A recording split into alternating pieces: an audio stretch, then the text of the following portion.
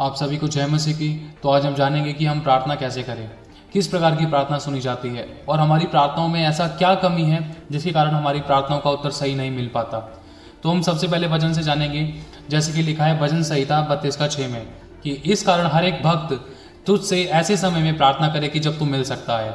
निश्चय जब जल की बड़ी बाढ़ आए तो भी उस भक्त के पास ना पहुंचेगी। तो क्या प्रार्थना का कोई एक निर्धारित समय है? क्या प्रार्थना किसी समय पर की जाती है? तो इस बारे में हम वचन से जानेंगे वो कौन सा समय है, ऐसा क्या है, हमें प्रार्थना परमेश्वर से किस समय, किस रीति से, किस तरीके से कैसे करनी चाहिए। तो जैसे कि लिखा है मरकुस का 1:35 में, और भोर को दिन निकलने से बहुत पहले वह उठकर निकला और एक जंगली स्थान में गया और वहां प्रार्थना करने लगा। कौन करने लगा? ये यीशु है। और यीशु कैसे प्रार्थना करा करते थे तो हम वचन से जानेंगे। जैसे कि लिखा है इब्रानियों 5:7 से लेकर 8 में, उसने अपनी देह में रहने के दिनों में ऊंचे शब्द से पुकार कर और आंसू बहा कर उससे जो उसको मृत्यु से बचा सकता था। मृत्यु से कौन बचा सकता था? केवल और केवल पिता परमेश्वर, जिसने प्रभु यीशु मसीह को मुर्दों में से जिलाया, वही मृत्यु से बचा सकता था और उसने बचाया भी। तो जैसे कि लिखा है उसने मृत्यु से बचा सकता था, प्रार्थनाएं और विनती की और भक्ति के कारण उसकी सुनी गई। और पुत्र होने पर भी उसने दुख उठा कर आज्ञा माननी सीखी। एक बार और पढ़ देता हूँ। जैसे कि लिखा है उसने दुख उठा कर आज्ञाएं माननी सीखी। तो वो कौन सी आज्ञा है? यदि हम आज्ञा नहीं मानते हैं ना, तो वचन कहता है कि हमारे अंदर परमेश्वर का प्रेम है ही नहीं।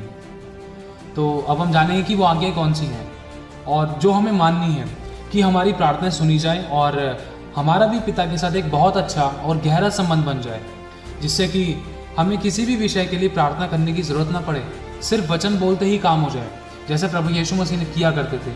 वो कभी कोई लंबी चौड़ी बड़ी प्रार्थना नहीं किया करते थे। प्रभु यीशु मसीह ने सिर्फ पिता की आज्ञाओं को मानने के साथ साथ पिता की सुनना भी शुरू किया। इसीलिए यीशु ने कहा, जो मैं पिता से सुनता हूँ और देखता हूँ मैं वही करता हूँ। तो वो कौन सी आज्ञाएं हैं? तो हम कुछ आज्ञाएं जानेंगे। जैसे कि सबसे पहली आज्ञा है प्रेम करना और दूसरों को माफ करना। जैसे कि लिखा है मत्ती 5:21 से लेकर 24 तक कि तुम सुन चुके हो कि पूर्व काल के लोगों से कहा गया था कि हत्या न करना, और जो कोई हत्या करेगा वह कचहरी में दंड के योग्य होगा। परंतु मैं तुमसे यह कहता हूं कि जो कोई अपने भाई पर क्रोध करेगा वह कचहरी में दंड के योग्य होगा, और जो कोई अपने भाई को निकम्मा कहेगा वह महासभा में दंड के योग्य होगा, और जो कोई कहे अरे मूर्ख वह नरक की आग के दंड के योग्य होगा। इसीलिए यदि तू अपनी भेंट वेदी पर लाए और वहां तू स्मरण करे कि मेरे भाई के मन में मेरी ओर से कुछ विरोध है, तो अपनी भेंट वहीं वेदी के सामने छोड़ दे और जाकर पहले अपने भाई से मेल मिलाप कर, तब आकर अपनी भेंट चढ़ाना, तब मैं तेरी भेंट स्वीकार करूंगा।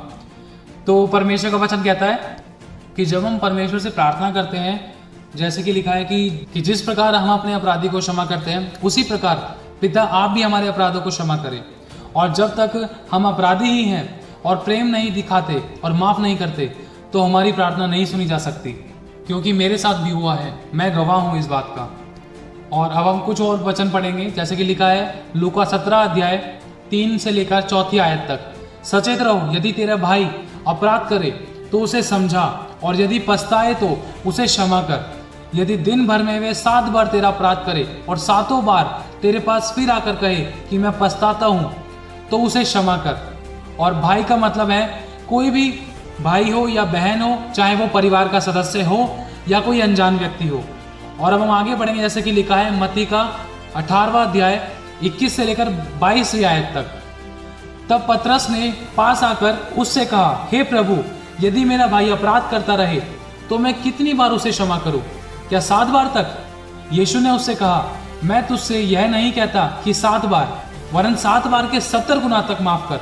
मतलब हमें 7 दिन हर बार माफ करना है। जैसे कि लिखा है मत्ती 7:2 में, क्योंकि जिस प्रकार तुम दोष लगाते हो उसी प्रकार तुम पर भी दोष लगाया जाएगा। जिस नाप से तुम नापते हो उसी नाप से भी तुम्हारे लिए नापा जाएगा। और यदि आपने अपने शत्रुओं को माफ कर दिया है और आपने अपने समान प्रेम भी किया है, तो अब हम कैसे प्रार्थना करनी चाहिए हमें?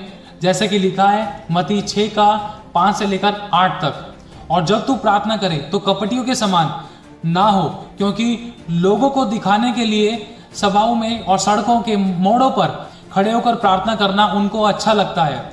मैं तुमसे सच कहता हूं कि वो अपना प्रतिफल पा चुके हैं।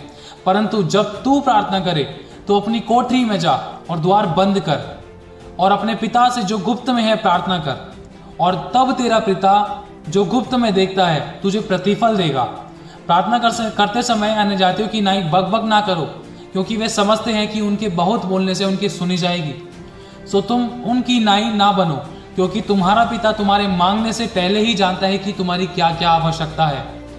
बस इतना कहूंगा कि यदि वो हमारी सभी आवश्यकता को जानता है और हमारे मांगने से पहले ही पूरी करता है, तो हमें सिर्फ राजाओं के अधिकारों को नहीं, सिर्फ राजा ही को मांग लेना चाहिए और राजा ही की मांग करनी चाहिए, और हमें उसको प्रसन्न करने का रास्ता ढूंढना चाहिए और वो काम करना चाहिए जिससे हमारा राजाओं का राजा और प्रभु का प्रभु प्रसन्न होता है।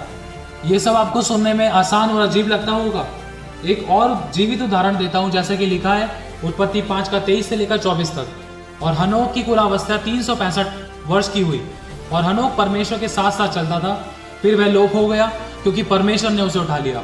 और लिखा है इब्रानियों का 11 का 5 में कि विश्वास ही से हनोक उठा लिया गया कि मृत्यु को ना देखे, और उसका पता ही नहीं मिला क्योंकि परमेश्वर ने उसे उठा लिया था। और उसके उठाए जाने से पहले उसकी यह गवाही दी गई थी कि उसने परमेश्वर को प्रसन्न किया। बाबा हनोक ने परमेश्वर को प्रसन्न किया और परमेश्वर ने उन्हें उठा लिया। तो हम जानेंगे कि परमेश्वर के साथ प्रार्थना में एक बहुत अच्छा संबंध बनाने के लिए क्या करना जरूरी है। तो अब हम कुछ और भी वचन पढ़ेंगे, जैसा कि लिखा है भजन संहिता 51 अध्याय 1 से लेकर 17 तक। हे परमेश्वर, अपनी करुणा के अनुसार मुझ पर अनुग्रह कर और अपनी बड़ी दया के अनुसार मेरे अपराधों को मिटा दे। मुझे भली भांति धोकर मेरा अधर्म दूर कर और मेरा पाप छुड़ाकर मुझे शुद्ध कर। मैं तो अपने अपराधों को जानता हूँ और मेरा पाप निरंतर मेरी दृष्टि में रहता है। देख, तू हृदय की सच्चाई से प्रसन्न होता है और मेरे मन ही में ज्ञान सिखाएगा। अपना मुख मेरे पापों की ओर से फेर ले और मेरे सारे अधर्म के कामों को मिटा डाल। हे परमेश्वर, मेरे अंदर शुद्ध मन और स्थिर आत्मा नए सिरे से उत्पन्न कर। मुझे अपने सामने से निकाल ना दे और अपने पवित्र आत्मा को मुझसे अलग ना कर। अपने किए हुए उद्धार का हर्ष मुझे फिर से दे और उदार आत्मा देकर मुझे संभाल।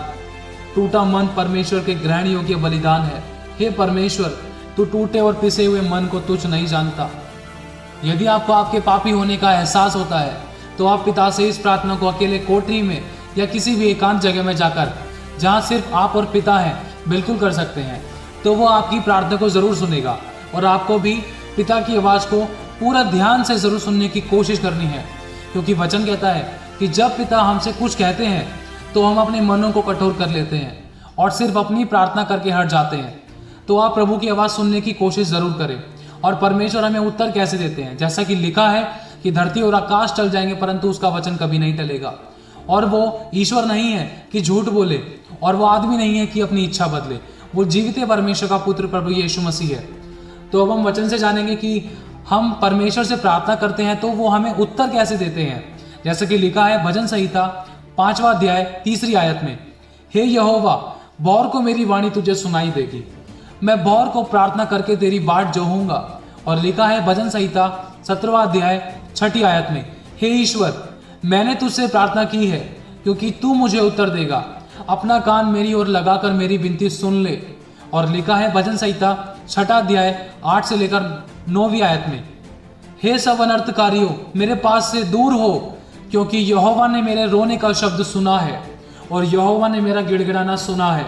यहोवा मेरी प्रार्थना को ग्रहण भी करेगा। और लिखा है भजन संहिता 18 अध्याय 6ठी आयत में, अपने संकट में मैंने यहोवा परमेश्वर को पुकारा, मैंने अपने परमेश्वर की दुहाई दी और उसने अपने मंदिर में से मेरी बात सुनी और मेरी दुहाई उसके पास पहुंचकर उसके कानों में पड़ी। अब परमेश्वर कैसे उत्तर देता है, जैसा कि वचन कहता है यशायाह 58 का 9 से लेकर 11 तक, तू पुकारेगा और यहोवा तुझे उत्तर देगा, तू दुहाई देगा और वह कहेगा कि मैं यहाँ हूँ। यदि तू अंधेर करना और उंगली उठाना और दुष्ट बातें बोलना छोड़ दे और उदारता से भूखे की सहायता करे और दीन दुखियों को संतुष्ट करे, तब अंधियारे में तेरा प्रकाश चमकेगा और तेरा घोर अंधकार दोपहर का सा उजियाला हो जाएगा। और यहोवा तुझे लगातार लिए चलेगा और अकाल के समय तुझे तृप्त करेगा और तेरी हड्डी को हरी भरी करेगा, और तू सींची हुई बारी के सोते के समान होगा जिसका जल कभी नहीं सूखता। और वचन कहता है, और परमेश्वर हमारी प्रार्थनाओं का किस प्रकार उत्तर देता है, जैसा कि वचन कहता है भजन संहिता 91 का 3 से लेकर 16 तक, वह तुझे बहेलिये के जाल से और महामारियों से बचाए रखेगा। वह तुझे अपने पंखों की आड़ में ले लेगा और तू उसके परों के नीचे शरण पाएगा। उसकी सच्चाई तेरे लिए ढाल और झिलम ठहरेगी। तू न रात के भय से डरेगा और ना उस तीर से जो दिन को उड़ता है, और ना उस मरी से जो अंधेरे में फैलती है, और ना उस महारोग से जो दिन दोपहरी में उजाड़ता है। तेरे निकट 1000 और तेरी दाहिनी ओर 10,000 गिरेंगे, परंतु वह तेरे पास ना आएगा। परंतु तू अपनी आंखों से दृष्टि करेगा और दुष्टों के अंत को देखेगा। इसीलिए कोई विपत्ति तुझ पर ना पड़ेगी, ना कोई दुख तेरे डेरे के निकट आएगा, क्योंकि वह अपने दूतों को तेरे निमित्त आज्ञा देगा कि जहां कहीं तू जाए वे तेरी रक्षा करे। वे तुझे हाथों हाथ उठा लेंगे, ऐसा ना हो कि तेरे पाँव में पत्थर से ठेस लगे। तू सिंह और नागों को कुचलेगा, तू जवान सिंह और अजगरों को लताड़ेगा। तूने जो मुझसे स्नेह किया, इसलिए मैं तुझे छुड़ाऊंगा और मैं तुझको ऊंचे स्थान पर रखूंगा, क्योंकि तूने मेरे नाम को जान लिया है।